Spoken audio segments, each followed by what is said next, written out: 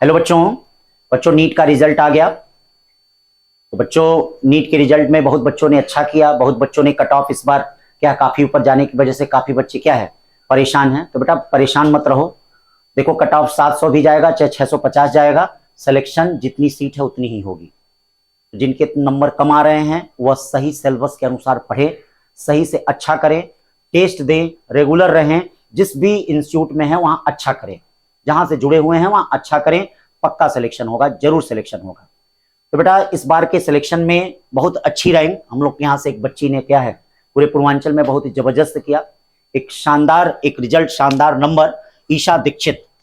बेटा संजीवनी बैच में पिछले साल बच्ची ने 500 कुछ नंबर लेके आई थी, लेकिन इस बार गजब का क्या उछाल हुआ, 696 मार्क्स बच्ची ने किया। काफी रेगुलर, काफी डिसिप्लिन रही, बहुत ही डिसिप्लिन, बहुत ही रेगुलर। सुबह 7 बजे पढ़ाने के लिए बुलाइए तो 7 बजे, नॉलेज के बाद भी बच्ची क्या है पढ़ने आती थी। जबरदस्त पढ़ाई का जोश था, कोई क्लास कभी नहीं छोड़ती थी, कभी टेस्ट नहीं छोड़ती थी, और इसका परिणाम रहा कि बच्ची ने 696 गया। तो बेटा ईशा से बहुत उम्मीद हमको थी और ईशा ने उस उम्मीद को पूरा किया, अपने परिवार का, अपने माता पिता का नाम रोशन किया, इस पूरे गुरुकुल पाठशाला का नाम रोशन किया। तो बहुत बहुत बधाइयां इसके लिए। ईशा को इसी तरह से तरक्की करें। और आज ये बच्चों ये व्हाइट कोट और ये जानते ही हो एक मेडिकल के लिए बेटा वरदान है, हर बच्चे का एक सपना होता है। तो ईशा ने इसको पूरा किया। तो मैं ईशा को बुलाना चाहूंगा कि बेटा ईशा आओ, इसको पहनो, और ये इसकी तमन्ना रही होगी बहुत दिन से। हाँ तो बेटा ये चीज हाँ तुमको आज मिल गया, और सही बेटा। हाँ बहुत बहुत बधाई बेटा, इस तरह से जीवन में और तरक्की करो, बहुत बड़ी डॉक्टर बनो इंटरनेशनल लेवल पे। I equal to Isha equal to international. ठीक है बच्चों, गॉड ब्लेस यू, बहुत आगे बढ़ो, बहुत आगे। ठीक है बहुत आगे बढ़ना है। तो बेटा ईशा तैयारी में तो बड़ा समय लगा, ठीक है, बड़ा मेहनत किया तुमने, तो रिजल्ट तो बड़ा अच्छा आया, माता पिता काफी खुश होंगे, घर परिवार में काफी खुश होंगे। तो इस तैयारी के जर्नी में आपने कौन कौन से कष्ट झेले? मैं तो दो चीजों का आपका फैन हूं, पहला आपका डिसिप्लिन और दूसरा आपका क्या रेगुलरिटी। दो चीजें, मतलब इस बच्ची का जबरदस्त एक चीज, कुछ भी पढ़ाइए, कबने कबूतर पढ़ाइए तो भी बोर्ड की तरह देखती थी। और यही होना चाहिए बच्चे के अंदर, अच्छा सुनने वाला बनना चाहिए, अच्छा लिखने वाला। तो मैं जब भी देखता था अगल बगल के कई बच्चे होते थे, कहते अरे मैं जान रहा हूं, लेकिन इस बच्चे के अंदर कुछ भी, चाहे वीडियो में कोई चीज में भेजता था, तुरंत सर ये गलत है ये सही है, तुरंत उसको, मतलब हम लोगों ने सीखा इस बच्ची से। इस बच्ची से तो मैं सीख रहा हूं, इस साल एक साल आया तो मैंने सीखा इस बच्ची से कि क्या क्या चीजें हमको अच्छा करना चाहिए, हम लोग को रास्ता दिखा के गई। ठीक है, अपने तो भाई अच्छा कर रहे हैं, ऐसे बच्चे तो बेटा क्या है बहुत अच्छा करें, और जहां भी रहें तहां अच्छा करें। ईशा बहुत अच्छा करो और बढ़िया करो। अब इससे आगे की बातचीत के लिए मैं डॉक्टर सीपी त्रिपाठी जी को बुलाना चाहूंगा कि कैसे इनकी जर्नी रहे उस पर बातचीत करें, ठीक है, और बताएं ताकि और बच्चे इनको देख के मोटिवेट हों और पूर्वांचल से सिलेक्शन हो, सिलेक्शन रैंक आए और 700 प्लस बच्चे करें। इनके साथ के जो बच्चे कम नंबर पाए हैं, जिनका किसी कुछ नंबर से रुक गया है, वह ईशा को देख के मोटिवेट हों और वो भी सोचें कि नेक्स्ट ईयर हम अच्छा कर सकते हैं, और जरूर करेंगे। हाँ बस ईशा का एक चीज, रेगुलरिटी और डिसिप्लिन, मतलब डीआर वर्ड जो मैं बार बार क्लास में बोलता था, D for discipline, R for regular, यही आज इनको डॉक्टर बनाया है। बाकी नॉलेज भी अच्छी है, सब कुछ अच्छी है, सारी चीजें अच्छी हैं। तो बेटा कैसे कैसे तुमने क्या है संघर्ष किया, क्या तबीयत खराब भी कभी बीच में हो जाती थी, माता पिता का क्या रोल, क्या गुरुकुल पाठशाला का, वो सब चीजें बेटा लोगों को बताओ, ताकि तुम्हारी जो साथी रुक गए हैं वह देख के तुमको क्या है, क्योंकि कई पुराने ऐसे बच्चे थे कि जिनको देख के कई उनके आने वाले बच्चे क्या है उनके साथी सेलेक्ट हो गए, ताकि वह सेलेक्ट हो जाए। हाँ जरूर इस बात पे फोकस करना, ठीक है बेटा। हाँ तो ये लो, पहले अपने बारे में कुछ बताओ, माता पिता क्या, ये सर हाँ बातचीत करिए।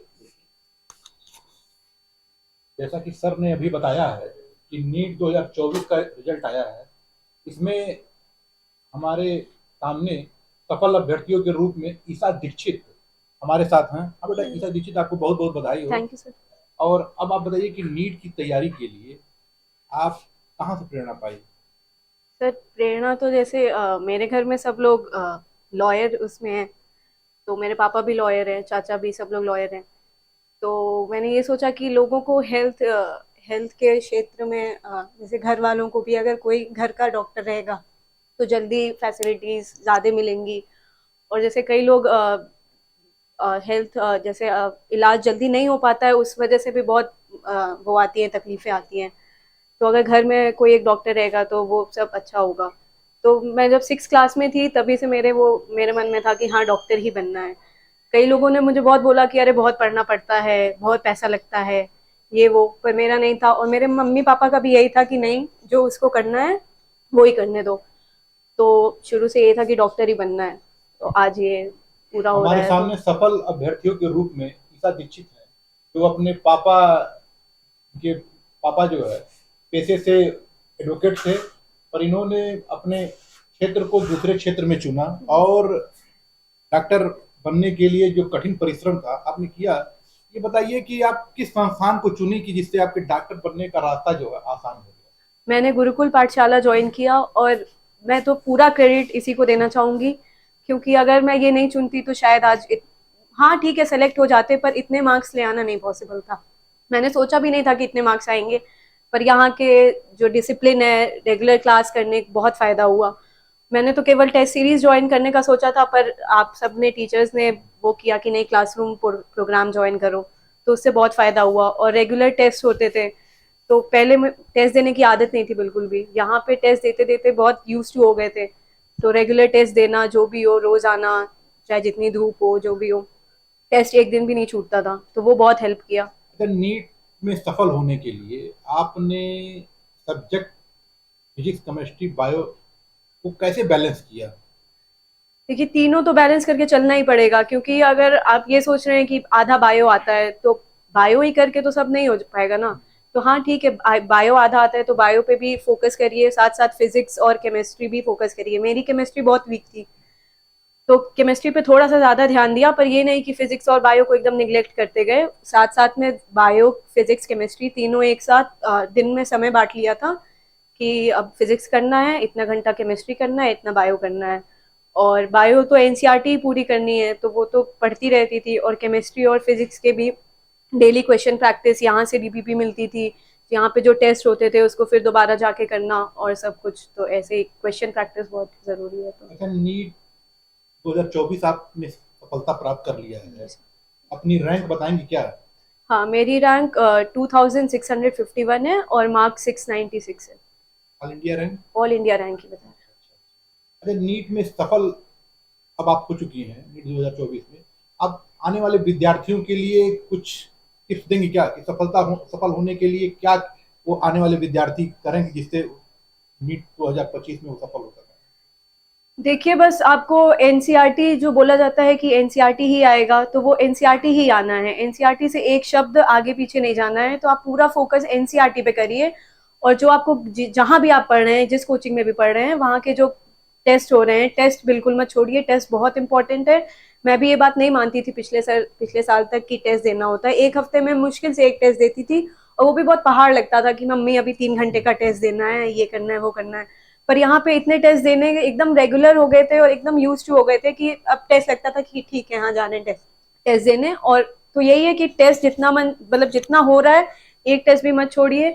यहाँ पे कुल 250 प्लस टेस्ट हुए थे और मैंने लगभग पूरे ही दिए थे, बस बीच में 1-2 दिन तबीयत खराब थी तो वो छोड़ा था, और सब वो किए थे, सब टेस्ट दिए थे। और एनसीईआरटी से बिल्कुल फिजिक्स केमिस्ट्री बायो तीनों, ये नहीं कि केवल बायो ही एनसीईआरटी पढ़ना है, फिजिक्स केमिस्ट्री भी एनसीईआरटी एक एक लाइन पढ़ जाइए, क्योंकि आजकल थ्योरी वाले ज़्यादा क्वेश्चंस आ रहे हैं फिजिक्स में भी।